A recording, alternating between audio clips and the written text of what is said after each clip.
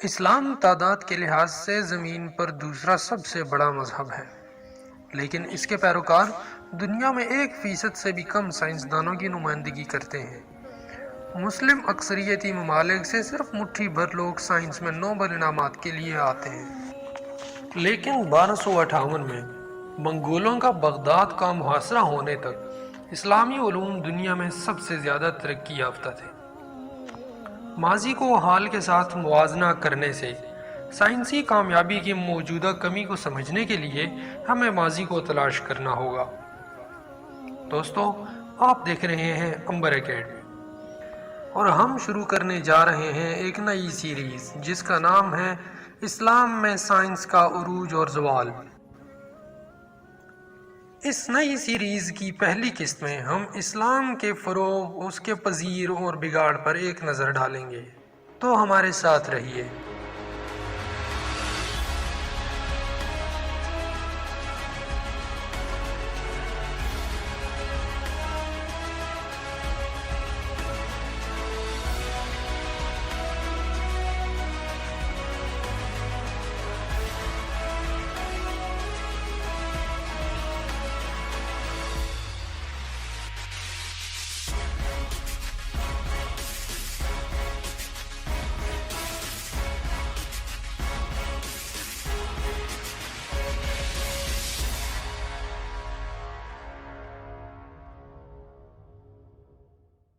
اسلام سے پہلے ایک زمانے میں افریقہ، ایشیا اور یورپ کے تاجر قدیم راستوں پر سفر کیا کرتے تھے۔ وہ کرنسی، مواد اور دیگر مصنوعات جیسے سامان کا تبادلہ کرتے تھے۔ سب سے قیمتی چیز ریشم تھی۔ یہ اتنا قیمتی تھا کہ یہ اکثر زر مبادلہ کی کرنسی کے طور پر استعمال ہوتا تھا۔ ریشم پرتعیش اجناس میں شامل ہوتا تھا جو عالمی طاقت اور دولت کی نمائندگی کرتا تھا، اور یہ اتنا مفید تھا کہ دنیا کے سب سے بڑی تجارتی راستے کا نام بھی شاہراہ ریشم رکھا گیا۔ دوستو، رومیوں اور فارسیوں نے شاہراہ ریشم کو تلاش کیا تھا اور اندرونی تجارت میں ایک دوسرے کی مدد کیا کرتے تھے۔ اس کی سہولت کے پیش نظر انہوں نے ضروری انفراسٹرکچر بھی تعمیر کیا تھا، لیکن دونوں فریقوں کی عدم دلچسپی اور ان کے اپنے مفادات کی وجہ سے شاہراہ ریشم کو مکمل صلاحیت کا ادراک کبھی حاصل نہ ہو سکا۔ لیکن 8ویں صدی عیسوی میں عباسی خاندان نے جب اموی امراء کا اقتدار ختم کر دیا تو رومن اور فارسی سلطنتوں کی سرزمین اسے وراثت میں ملی۔ اس وقت عرب ایک سلطنت کو کنٹرول کرنے میں کامیاب ہو گئی، اور یہ سلطنت جزیرہ نما عرب سے لے کر چین اور ہندوستان کے مضافات تک پھیلی ہوئی تھی، لہٰذا پرانی سیاسی رکاوٹوں کی عدم موجودگی ممکن تھی۔ پچھلی تہذیبوں کے سامان اور نظریات ایک دوسرے کو پھیلائے گئے اور بات چیت کے ذریعے مسئلے حل کر دیے گئے۔ جب کاروان اس سلک روڈ یعنی شاہراہ ریشم کے ساتھ ساتھ سفر کیا کرتے تھے تو وہ مصری گلاس، فارسی زعفران پاؤڈر اور ترکمان گھوڑے کے ساتھ ساتھ تم اللوحہ، لکڑی کے نوادرات، چینی مٹی کے برتن اور بہت کچھ چیزوں کا آپس میں تبادلہ کیا کرتے تھے۔ یہ عباسی سلطنت شاہراہ ریشم کے مرکز میں واقع تھی۔ دوسرے الفاظ میں اگر کہا جائے تو اگر رومی گجراتی سندل یا نیوبین غلام درآمد کرنا چاہتے تھے، انہیں تجارت میں اضافے کو برقرار رکھنے کے لیے عباسی چوکیوں کے ساتھ سفر کرنا پڑتا تھا۔ اب عباسیوں نے سلک روڈ کے ساتھ ساتھ تجارت کے نئے مراکز بھی قائم کیے، جیسے کہ بلخ، سمرقند، تبریز اور بہت کچھ ایسے شہر جو آج بھی تاریخ کے نام سے یاد کیے جاتے ہیں۔ انہی شہروں میں سے مرو ایک بہت ہی امیر اور متنوع شہر تھا، یہاں تک کہ یہ خراسان کا ام القریٰ کے نام سے مشہور ہوا۔ المنصور عباسی ریاست کا دوسرا خلیفہ تھا۔ اس نے اسی جگہ پر بغداد کا شہر تعمیر کروایا جو دجلہ اور فرات کے ندیوں کے درمیان سب سے تنگ فاصلے پر واقع تھا۔ یہ شہر بہت کامیاب رہا اور خلیفہ نے بغداد کو دمشق کی بجائے اپنا دارالحکومت قرار دیا۔ اس طرح یہ نیا دارالحکومت ایک ثقافتی مرکز کے طور پر بڑھتا چلا گیا۔ پارکوں، حماموں، بازاروں، مساجد، اسکولوں، عدالتوں، فورموں اور یہاں تک کہ اسپتالوں میں تبدیل ہو گیا۔ اس شہر میں عوامی زندگی ترقی کر رہی تھی اور یوں 10ویں صدی آخر تک بغداد دنیا کا سب سے بڑا شہر بن چکا تھا۔ عباسی ریاست میں نجی اداروں یعنی پرائیویٹائزیشن کے ہاتھوں اس شہر کی خوشحالی کے ساتھ علم اور پیچیدہ دستکاری اور غیر ملکی کھانے کی ضرورت میں بہت اضافہ ہوا۔ یہ شہر عالمگیریت یعنی گلوبلائزیشن کی ابتدائی شکلوں میں سے ایک تھا۔ یہاں کے لوگ نئے کپڑے پہننا چاہتے تھے اور مختلف کھانوں کا ذائقہ لینے چاہتے تھے، عجیب و غریب چیزوں کو دیکھنا چاہتے تھے۔ ان عجیب و غریب اشیاء میں سے ایک چینی کاغذ تھا۔ یہ عباسی سلطنت کے بیوروکریٹک یعنی دفتری استعمال کے لیے فائدہ مند ثابت ہوا، لہٰذا حکمرانوں نے بصرہ، اسکندریہ اور بغداد جیسے شہروں میں پیپر ملز قائم کی۔ وقت گزرنے کے ساتھ ساتھ تحریری مواد دستیاب اور سستا ہونے لگا۔ اس کے بعد کاغذ کی دستیابی نے ریکارڈ رکھنے کی حوصلہ افزائی کی اور اس کاغذ کے اوپر مختلف قسم کے ریکارڈ کو محفوظ رکھنا ایک وقت کی ضرورت بن چکا تھا۔ جب لوگ پڑھنے اور لکھنے لگے اور شرح خواندگی میں اضافہ ہوا تو اس کے ساتھ کتابیں پڑھنا اور کتابیں لکھنا ایک عام سی بات بن گئی۔ اس وجہ سے ہاتھ سے مزدوری اب معاش کو یقینی بنانے کے لیے ضروری نہیں رہا۔ جب محققین نئے آئیڈیاز اور کتابیں لکھ کر دولت مند رہنے کے قابل ہوئے تو اس کے نتیجے میں ایک فکری انقلاب کا آغاز ہو گیا۔ چونکہ عباسیوں کا آغاز ہی فارسی قومی انقلاب کے طور پر ہوا تھا، اسی لیے اس خاندان میں بہت سی ساسانی روایات اب بھی موجود تھیں۔ یہاں پر ایک وسیع و عریض شاہی لائبریری کو برقرار رکھنے کا ایک منصوبہ بنایا گیا۔ اس طرح سستے کاغذات کی دستیابی نے شاہی لائبریری الرشید کی توسیع میں اہم کردار ادا کیا۔ خلیفہ نے اسکالرز کو ملازم بنایا کہ وہ یونانی، چینی، سنسکرت اور فارسی کاموں کو فزکس، کیمسٹری، ریاضی کے فلکیات، فلسفہ، جغرافیہ اور دیگر شعبوں کے عربی میں ترجمہ کریں۔ ٹیکنالوجی میں ترقی سے روزمرہ کے مسائل حل کرنے میں مدد ملی۔ مثال کے طور پر فلکیات اور مثلثیات کے مطالعہ سے مکہ مکرمہ کی نماز کا وقت وغیرہ کی سمت طے کرنے میں بھی بہت زیادہ مدد ملی۔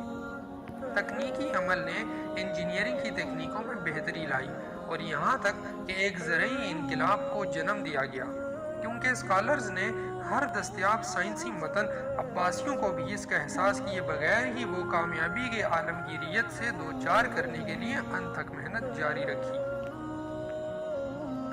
آخر کار یہ وسیع و عریض پیمانے پر شروع کیا جانے والا پروجیکٹ دنیا میں ترجمے کی تحریک کے نام سے جانا جاتا ہے۔ جب اس تحریک نے زور پکڑا تو عباسی سلطنت، جو پہلے ہی ایک فوجی، معاشی اور ثقافتی طاقت گھر کے نام سے جانا جاتا تھا، ایک دانشورانہ ٹھکانہ بن گیا۔ اس مقصد کے لیے ان پرجوش علماء کرام جو اپنی تحقیق کے لیے امن اور استحکام کے خواہاں تھے، پوری دنیا سے عالم اسلام کی طرف ہجرت کر گئے۔ اس طرح ایک خاندان بڑی تعداد میں بارماکیٹ خاندان کے نام سے مشہور تھا۔ وہ بدھ مت کے گھرانہ معالجین کی سرپرستی اور طب کے مطالعے کے لیے مشہور ہوا اور وہ بھی بغداد کے اس شہر کی طرف ہجرت کر گیا۔ ایک اور خاندان جو بختوشو کے نام سے جانا جاتا تھا، ایک عیسائی گھرانے کے سرجن سے تعلق رکھتا تھا۔ انہوں نے کورین اور دلچسپ معلومات کی کتابوں کو ترجمہ کرنے میں بہت مدد کی۔ یوں کہا جا سکتا ہے کہ اگر آپ اس زمانے کے سائنس پر عمل پیرا ہونا چاہتے تھے تو اٹلی اور اسکینڈینیویا سے لے کر چین اور ہندوستان تک کا راستہ آپ کو صرف اور صرف عباسی سلطنت کی طرف ہی لے جاتا تھا۔ لیکن سائنسی کامیابیوں کی تلاش کا یہ سفر ساتویں عباسی حکمران الممنون کے دور میں تیز ہوا، جس نے بغداد کی امپیریل لائبریری کو ہاؤس آف وزڈم میں تبدیل کیا اور اس طرح تعلیم کا باقاعدہ ادارہ قائم ہوا۔ اس نے معالج ابن اسحاق کو غیر ملکی اسکرپٹس کے ترجمے کا انچارج بنایا۔ ابن اسحاق یونانی علم کا ایک ایسا کامیاب مترجم تھا کہ اسے اکثر مترجمین کا شیخ کہا جاتا ہے۔ اسکندریہ کی لائبریری کی بنیاد کے بعد ہاؤس آف وزڈم سب سے زیادہ اہم تعلیمی اقدام مانا جاتا ہے۔ یہ عباسیوں کی سلیکون ویلی تھی اور اس نے اسلامی سنہری دور میں سب سے زیادہ فروغ اور شہرت پائی۔ وقت گزرنے کے ساتھ ساتھ اس دائرے میں ریاست کے ذریعے مالی تعاون سے چلنے والے مراکز اور مدرسے قائم ہو گئے۔ نیشاپور، بخارا اور کابل جیسے شہر تعلیم کے مراکز بن گئے۔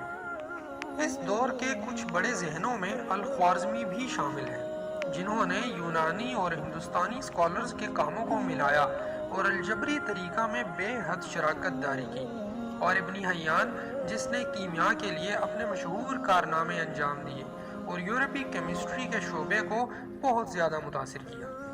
یہ التبری کا دور بھی تھا جس نے پیغمبروں اور بادشاہوں کی تاریخ کا باریک بینی سے جائزہ لے کر کاغذ کے ورقوں پر اتارا، اور آج بھی مشرق وسطیٰ کی تاریخ کے لیے ایک اہم ذریعہ ہے۔ اس دور کی دیگر اہم شخصیات میں بنو موسیٰ بھائی بھی شامل ہیں، جنہوں نے میکینیکل ڈیوائسز بنائیں اور جیومیٹری کی بنیاد پر کام کیا۔ خواتین نے بھی علوم کی تلاش میں اپنا مکمل حصہ ادا کیا۔ ایلی فہری، مریم ایلسترولوی، قرطبہ کی لبنہ اور المہولی کی مثال لیں، جو ریاضی میں سب سے آگے تھی۔ یہ تمام اسکالرز سقراط، ارسطو، افلاطون، برہماجیت، سشروٹا اور دیگر کے حقیقی طالب علم بن چکے تھے۔ فارسی اور عرب اسکالرز نے غیر ملکی نظریات کو اپنایا اور ان تصورات پر بہتری لانے میں زیادہ وقت نہیں گزرا۔ اس کی ایک مثال الکندی کے اسلامی سیاق و سباق میں نیو پلاٹونک فلسفے اور ارسطو کے فلسفیانہ امتزاج کی تھی، جو آج کے دور میں بھی متفقہ طور پر فادر آف فلسفی کی حیثیت رکھتا ہے۔ ترجمہ کی یہ تحریک زیادہ تر جدید تعلیمی نصاب میں ختم ہو چکی ہے، لیکن یہ اعتراف آج بھی قائم ہے کہ مسلم حکمرانوں اور علماء کرام کی غیر ملکی نظریات کی طرف راغب ہونا یہی بنیادی قدم تھا جس نے اسلامی سنہری دور کی راہ ہموار کی۔ جیسے جیسے علم کی تسلسل نے ارسطو سے تعلق رکھنے والے اور نیو پلاٹونزم کی طرف رجحان کو بڑھایا، اسکالرز کا ایک نیا اجماع ابھرا۔ اس طلباء کو معتزلہ کے نام سے جانا جاتا ہے، اور ان کا نظریہ زیادہ تر قدیم یونانی فلسفے پر مبنی تھا، لیکن اسلامی تناظر میں ایڈجسٹ کیا گیا۔ معتزلہ کا عقیدہ آج کل کی اسلامی دنیا میں بھی کانٹروورشل مانا جاتا ہے، لیکن اس زمانے میں اس طرح کے نظریات کو لانا ایک بہت بڑا قدم سمجھا گیا تھا۔ معتزلہ کے عقیدہ کا ایک بنیادی نقطہ یہ تھا کہ اس استعاریاتی دنیا جس میں اشیاء اور خصوصیات کی جگہ اور وقت کا سبب اور اثر شامل ہے، نہ صرف جسمانی بلکہ خدا کی تخلیق کو بھی سمجھنے کے لیے استعمال کیا جا سکتا ہے۔ دوسرے لفظوں میں اس کے ممبران کو اس یقین کے ساتھ متحد کیا گیا کہ اسلامی عقائد کا عقلی طور پر مربوط حساب دینا ضروری ہے۔ مزید یہ کہ گروپ نے ضروری طور پر قرآن اور سنت اور تفہیم کے واحد وسائل کا استعمال نہیں کیا۔ ان کا ماننا تھا کہ انسان کا وجود پہلے سے طے شدہ نہیں تھا اور انسانیت خدا کی مرضی سے آزادانہ طور پر فیصلے کرتی ہے۔ آسان لفظوں میں وہ تقدیر کے منکر تھے۔ یہی وجہ تھی کہ عباسی حکمرانوں نے اسے باقاعدہ طور پر نافذ تو کیا، لیکن اس کے بعد کچھ ایسی شورش پیدا ہوئی کہ اس عظیم عباسی سلطنت کے اندر بھی دراڑیں پھوٹ پڑیں۔ فارس اور افریقہ میں بغاوتیں شروع ہو گئیں۔ یہ وہ وقت تھا جس میں عیسائی، یہودی اور شیعہ مسلمان سب ہی اقلیتیں اس کے ساتھ رواداری کے ساتھ پیش آتی تھیں، اور سب کے اوپر دباؤ ڈالا جاتا تھا کہ وہ کوئی بھی ایسا قدم نہ اٹھائیں جو معاشرے میں بگاڑ پیدا کرے۔ یہ ایک ایسا دور تھا جس میں غلام تجارت کے ساتھ ساتھ شاہراہ ریشم کی وجہ سے عالمی معیشت میں ترقی کرنے کے لیے استعمال ہوتے تھے۔ اس وقت زمین پر ہر تہذیب کے ذریعے انسانی اسمگلنگ کی توثیق کی جاتی تھی، لیکن عباسی دور میں مسلمانوں کے اندر ایسا کچھ بھی موجود نہیں تھا۔ ترک لوگوں کو ایک ایسا گروہ مانا جاتا تھا جن کے غلام بازار میں خاص طور پر مانگے جاتے تھے۔ اصل میں وسطی ایشیا سے تعلق رکھنے والے ترک عوام ان کی ذہنیت اور بہادری کی قدر کرتے تھے۔ ان کی تیر اندازی اور گھڑ سواری کی روایات کے مطابق اس نے انہیں شاندار فوجی اور سفارتکار بنا دیا۔ اپنی قیمتی صلاحیتوں کے لیے ترکوں کو غلام بنایا گیا، انہیں مشرق وسطیٰ پہنچایا گیا اور شاہی عدالتوں اور عباسی سلطنت کی فوجوں کے اندر رکھا گیا۔ جب علماء کرام علم کو ملانے میں مصروف رہتے تھے ترک باشندے اکثر مملوک عباسی فوجوں کی صفوں پر چڑھ جایا کرتے تھے۔ 9ویں صدی تک کچھ ترک مملوکوں نے پوری فوج کی کمان سنبھال لی، جبکہ دوسروں کو مقامی حکمرانوں اور خاندانوں کے محافظوں کے سپرد کر دیا گیا۔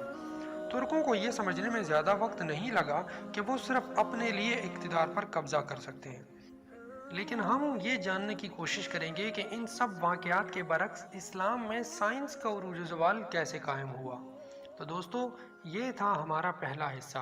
اگلے حصے میں ہم سائنس کے عروج و زوال کے بارے میں مزید وضاحت کے ساتھ بات کریں گے۔